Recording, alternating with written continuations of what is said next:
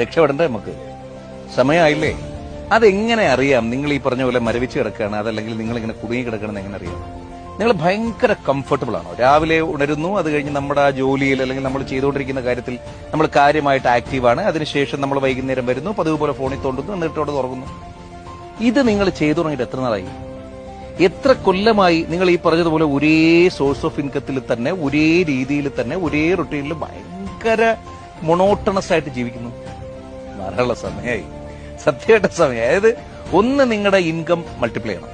നമുക്ക് ഒറ്റ വരുമാനം പോരാ, ഞാൻ മുമ്പും പറഞ്ഞിട്ടുണ്ട്. നമുക്ക് 2 വരുമാനം മിനിമം വേണം. അതിലേറെ വരുമാനങ്ങൾ ഉണ്ടെങ്കിൽ അത്രയും നല്ലത്. 2, നമ്മൾ സോ കംഫർട്ടബിൾ ആയിരിക്കുന്ന ഒരു സ്പേസിൽ തുടരരുത്.